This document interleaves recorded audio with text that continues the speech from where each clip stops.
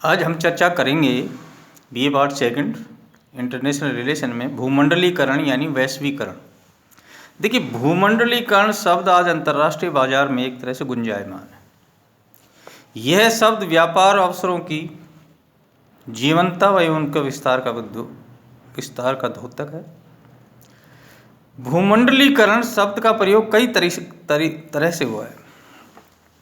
एक अर्थ तो शाब्दिक है, जब राष्ट्रों के बीच भौगोलिक दूरी बेईमानी हो चुकी है, दुनिया काफ़ी छोटी हो चुकी है और कोई भी देश अपना नुकसान करके शेष विश्व से खुद को अलग थलग नहीं कर सकता है।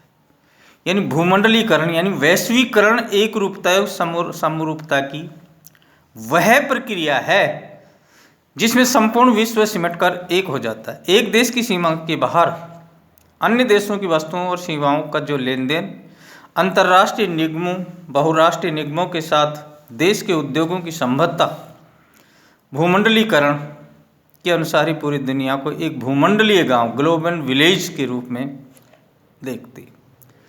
देखिए, इसमें कुछ चीज़ें सम्मिलित है, जैसे विश्व के विभिन्न देशों में बिना किसी अवरोध के वस्तुओं का आदान प्रदान संभव बनाने के लिए व्यापार अवरोधों को कम करना, आधुनिक प्रौद्योगिकी का निर्वाह प्रवाह संभव हेतु उपयुक्त वातावरण बनाना, विभिन्न राष्ट्रों में पूंजी का स्वतंत्र प्रभाव बनाना और विश्व के विभिन्न देशों में श्रम का निर्बाध प्रभाव बनाना। यानी भूमंडलीकरण से अभिप्राय उन्मुक्त बाजार एवं प्रतिस्पर्धा राष्ट्रीय अर्थव्यवस्थाओं का विश्व अर्थव्यवस्था के साथ समायोजन करना है। यानी राष्ट्रीय बाजारों को अंतर्राष्ट्रीय बाजारों में परिवर्तित करना, ये भूमंडलीकरण की विशेषता है। दूसरे शब्दों में हम कह सकते हैं कि राष्ट्रीय अर्थव्यवस्था का वैश्विक अर्थव्यवस्था के साथ एकीकरण की प्रक्रिया की जा सकती है। यानी एक देश की सारांश रूप में हम देखें, भूमंडलीकरण शब्द है जो अंतर्राष्ट्रीय बाजार में एक बहुत वैश्वीकरण शब्द कि एक देश की जो राष्ट्रीयता है, जो बाजार की जो प्रतिस्पर्धा, उसको दूसरे देश का अंतर्राष्ट्रीय प्रतिस्पर्धा के साथ जोड़ना है। आज जब हम भूमंडलीकरण की चर्चा करते हैं तो इसकी विशेषता है, जैसे यातायात और संचार के साधनों में क्रांतिकारी जो विकास हो रहा है उसमें ज़्यादा से ज़्यादा इसमें केवल व्यापार है, तकनीकी क्षेत्र है, सेवा क्षेत्र है, इनका कंप्यूटर और इंटरनेट के साथ एक दूसरे के साथ जोड़ना, ये भूमंडलीकरण की। इलेक्ट्रॉनिक मीडिया की दूर दराज पहुंच, ये भी एक भूमंडलीकरण की देन है, जिसमें हम हॉलीवुड हो चाहे टेलीविज़न की संस्कृति हो, विश्व की हर संस्कृति से एक दूसरे का जो परिचय होना, ये भूमंडलीकरण। श्रम बाजार विश्व व्यापार हो गया है। 1965 से लेकर 7 करोड़ 50 लाख एक देश दूसरे देश में रोजगार की दृष्टि से प्रभावित हुए। श्रम बाजार की मांगों को पूरा करने के लिए एक दूसरे देश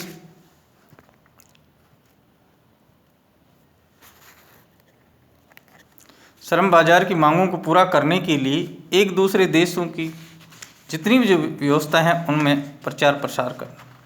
और श्रम बाजार शिक्षा का भूमंडलीकरण हो गया है। आज हर देश के, अमेरिका जैसे औद्योगिक देश में उच्च शिक्षा प्राप्त करने के लिए विद्यार्थी विदेश जाते हैं और उसमें अधिकांश वहीं रह जाते हैं। अनेक विकासशील देशों की शिक्षा संस्थाओं के पाठ भी विश्व स्तरीय हो चुके हैं, जिसमें शिक्षा प्राप्त करने कहीं भी रोजगार, कोई भी व्यक्ति कहीं से भी रोजगार प्राप्त कर सकता है। ये भूमंडलीकरण की ही एक तरह से देन है। पेशेवर जो वैज्ञानिक, डॉक्टर हैं, इंजीनियर हैं, शिक्षाविद हैं, वो विदेशों की तरफ खींचे चले आ रहे हैं। जिन विकासशील देशों में अगर अच्छी पेमेंट नहीं है, अच्छी सुविधाएं नहीं है, तो विकसित देशों की ओर अग्रसर बहुराष्ट्रीय कंपनियां जिनमें उत्पादित वस्तुएं, तकनीकी पूंजी आदि की आवश्यकताएं यानी अंतर्राष्ट्रीय स्तर पर भूमंडलीकरण के लाभ भी हैं।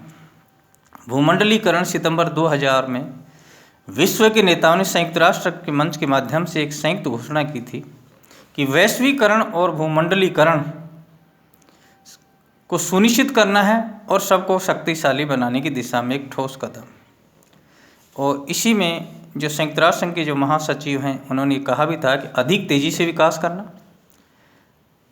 रहन सहन का उच्च स्तर, देशों और व्यक्तियों के लिए नए अवसर प्रदान करना, अपनी तरफ से संयुक्त राष्ट्र संघ को सुनिश्चित करने होगा वैश्वीकरण के लिए कुछ भी नहीं है, सबको काम मिले सबको रोजगार मिले, प्रत्येक मानव को प्रत्येक जगह मिले।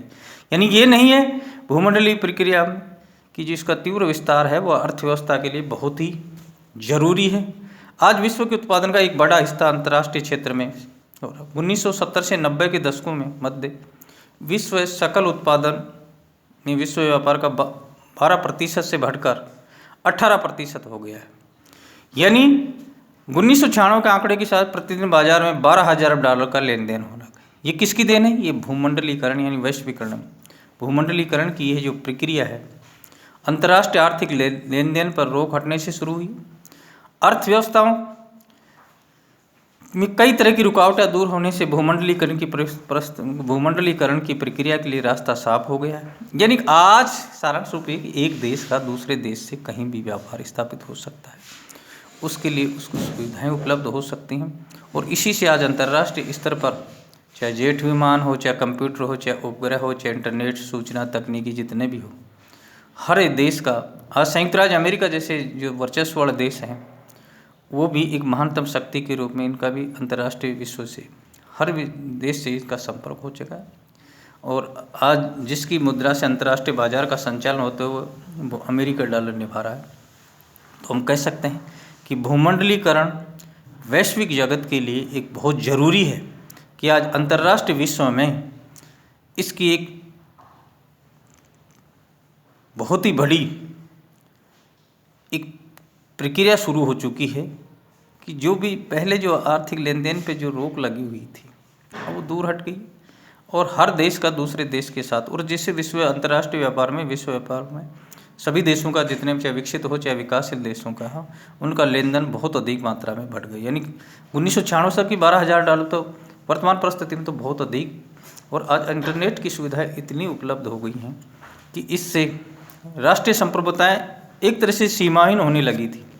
अब इनका एक गांव से दूसरे गांव तक भी इनका विकास, एक देश से दूसरे देश तक तो है ही, यानी गांव से गांव भी जुड़ गए इसमें।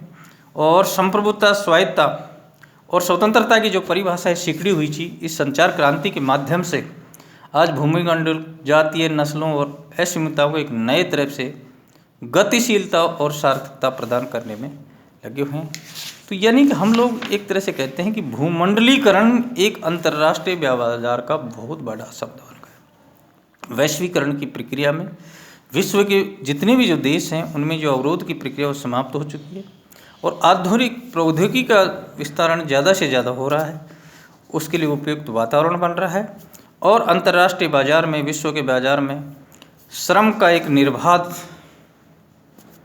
मार्ग प्रशस्त हुआ है। तो ये थी भूमंडलीकरण।